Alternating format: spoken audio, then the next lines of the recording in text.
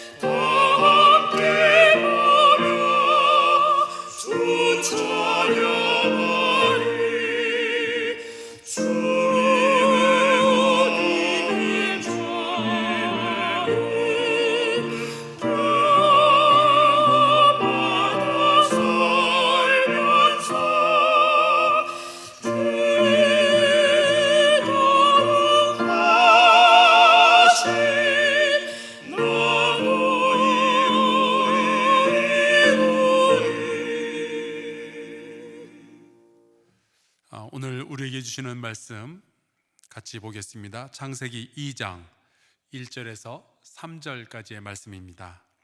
제가 받들어서 읽겠습니다. 천지와 만물이 다 이루어지니라. 하나님이 그가 하시던 일을 일곱째 날에 마치시니 그가 하시던 모든 일을 그치고 일곱째 날에 안식하시니라.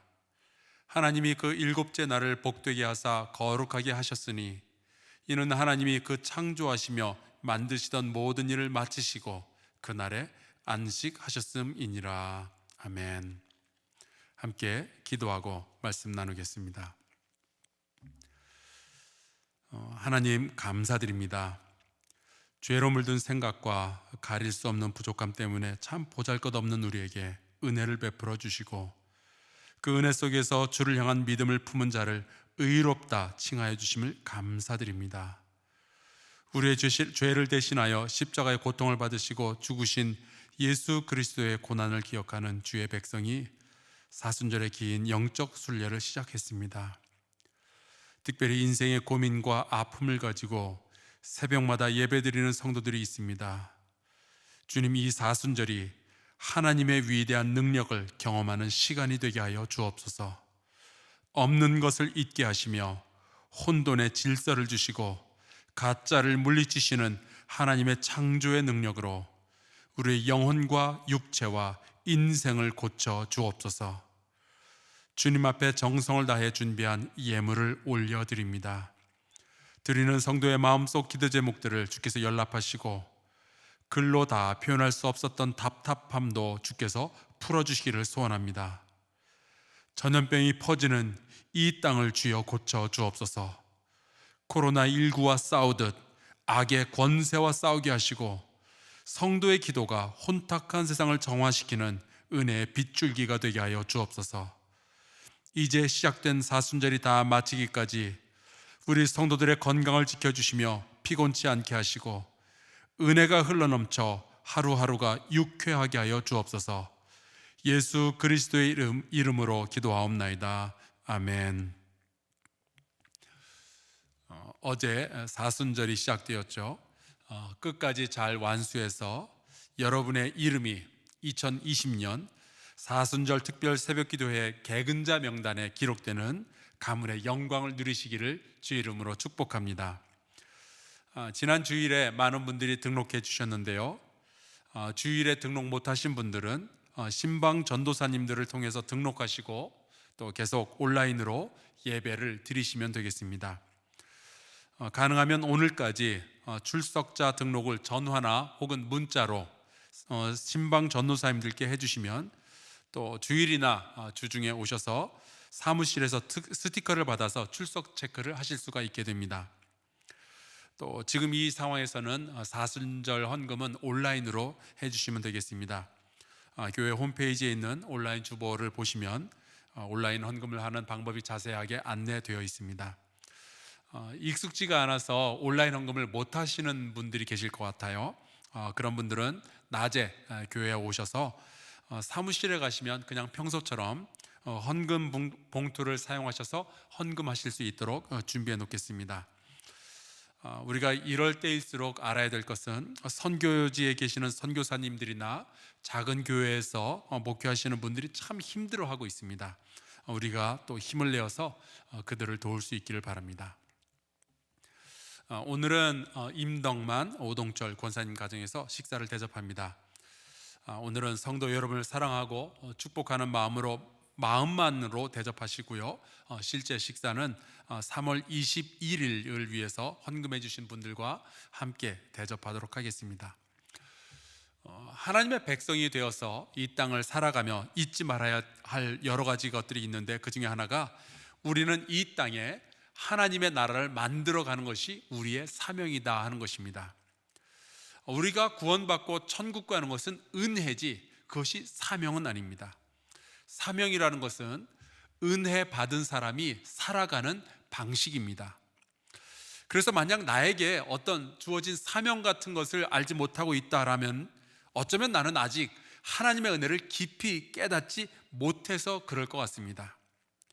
내가 죄로부터 구원받아서 하나님의 백성이 되었다라는 것이 나의 뼛속부터 깊숙하게 느껴진다면 나에게 구원을 주신 그 하나님의 소원을 우리가 모른 척하고 살아갈 수는 없는 것이기 때문에 그렇습니다.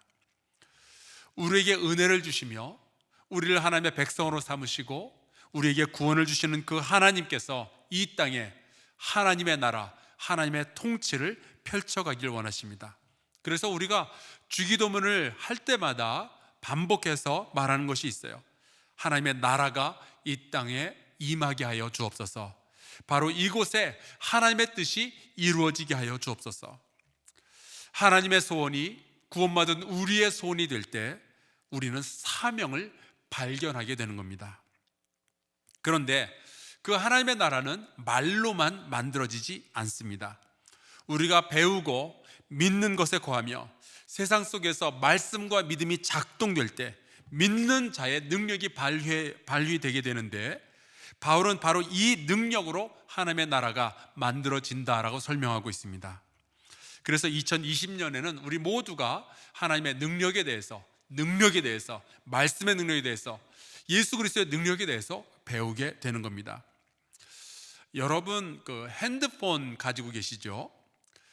그 핸드폰이 가지고 있는 능력 중에 어느 정도나 여러분 사용하고 계십니까?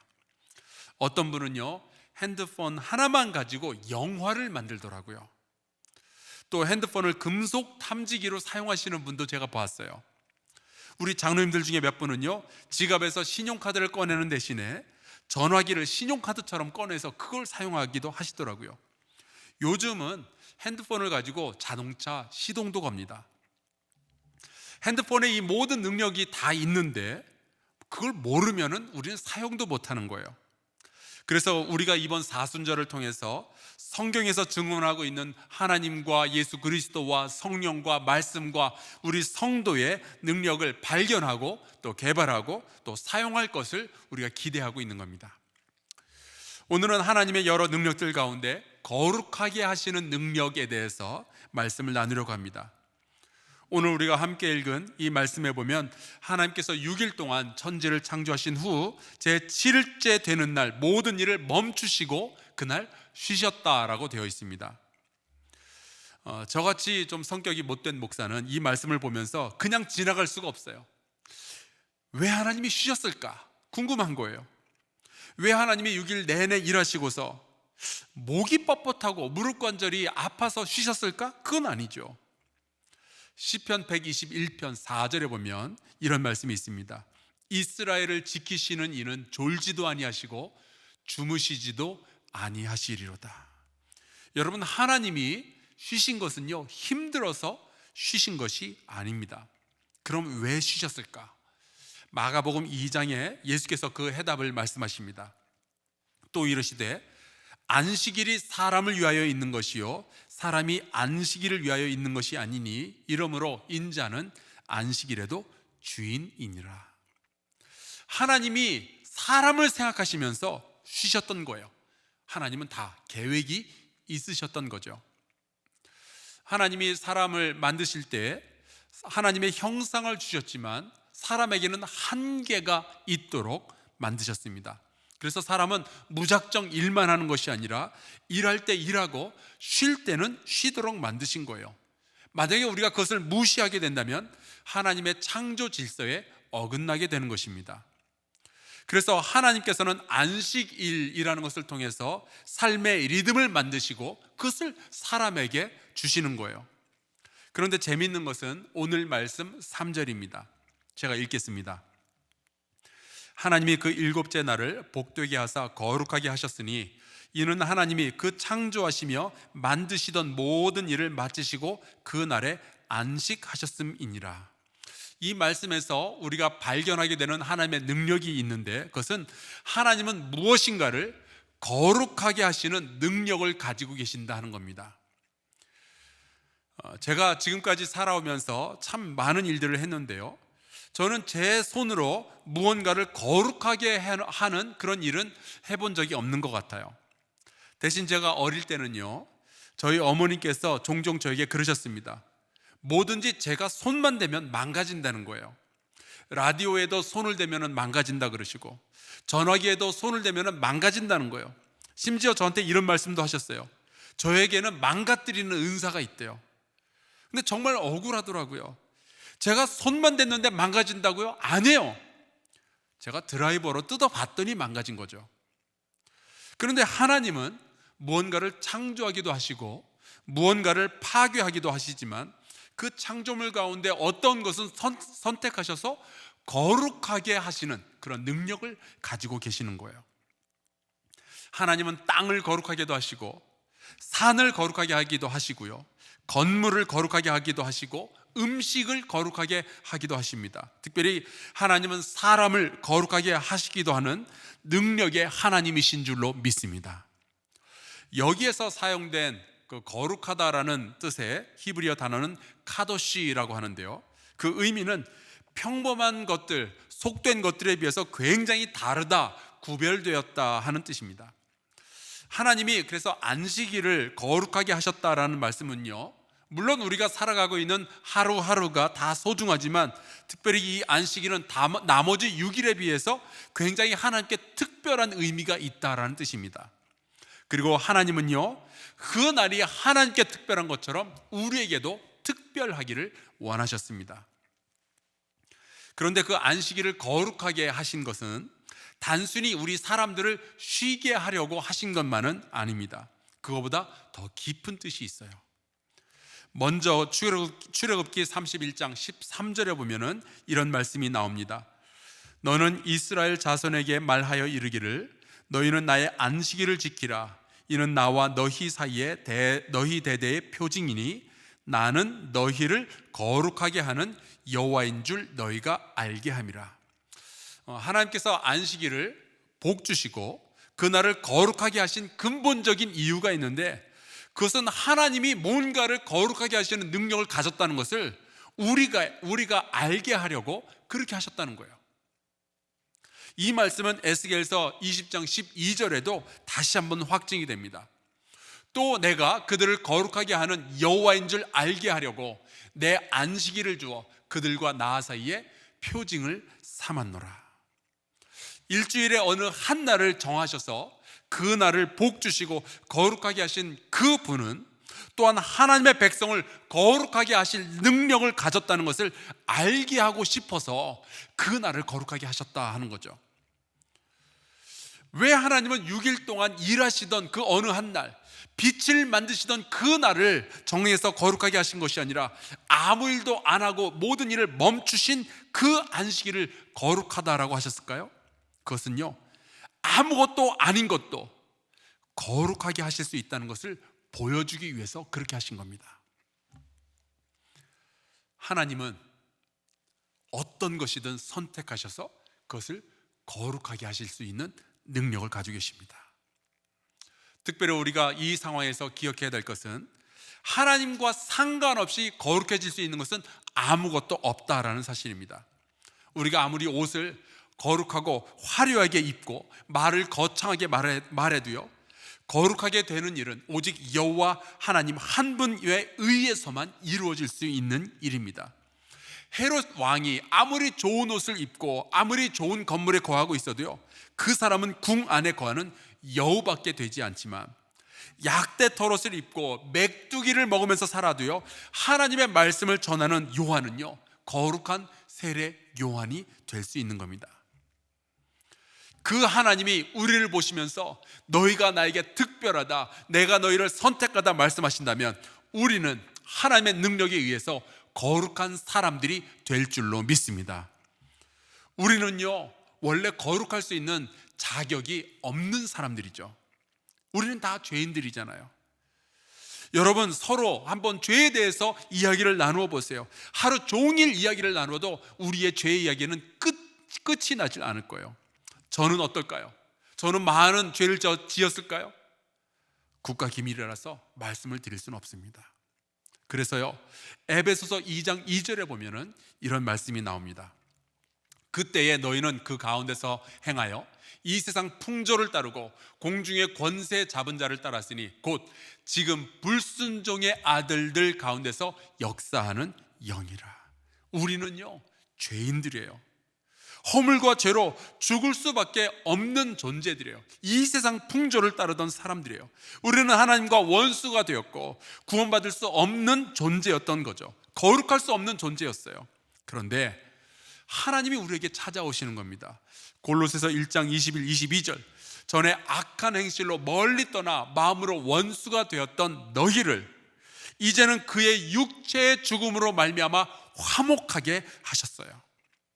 하나님은 우리를 먼저 사랑하시고 예수님을 보내주셔서 우리를 위해 죽게 하셨어요. 왜? 너희를 거룩하고 흠 없고 책망할 것이 없는 자로 그 앞에 세우시려고. 여러분, 하나님은요 우리를 거룩하게 하기를 원하셨던 거예요. 그래서 데살로니가 전서 5장 23절에 사도 바울이 그 하나님의 마음을 아니까 이러한 기도를 하게 됩니다. 평강의 하나님이 친히 너희를 온전히 거룩하게 하시고 또 너희의 온 영과 혼과 몸이 우리 주 예수 그리스도께서 강림하실 때에 흠 없게 보존되기를 원하노라. 이 사도 바울의 기도가 2000년이 지난 오늘날에도 저와 여러분을 위한 기도가 됨을 믿습니다.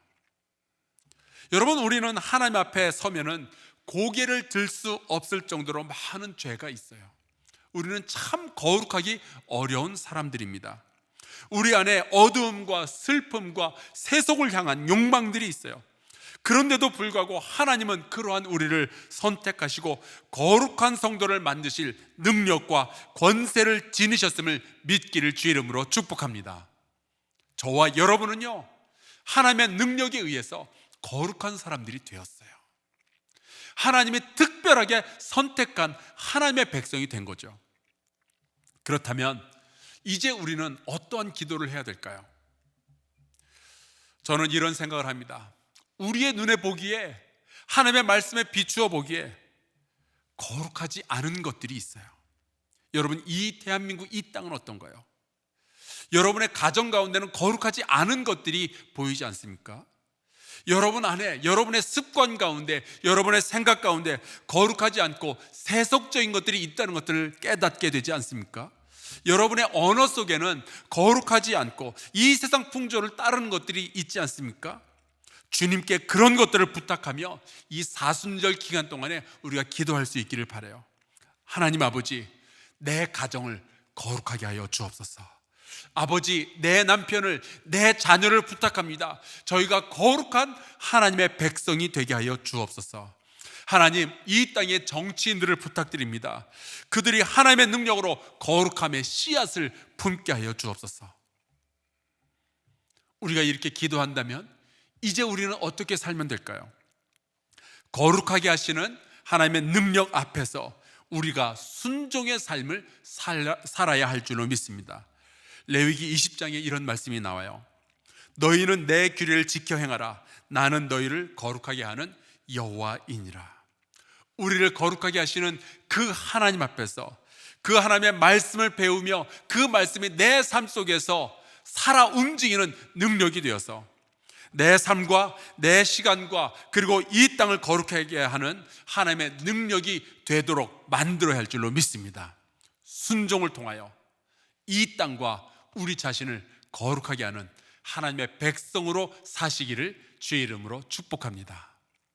우리 함께 주기도문 하겠습니다. 하늘에 계신 우리 아버지여, 이름이 거룩히 여김을 받으시오며 나라가 임하시오며 뜻이 하늘에서 이루어진 것 같이 땅에서도 이루어지이다. 오늘 우리에게 일용할 양식을 주시옵고 우리가 우리에게 죄 지은 자를 사하여 준 것 같이 우리 죄를 사하여 주시옵고 우리를 시험에 들게 하지 마시옵고 다만 악에서 구하시옵소서.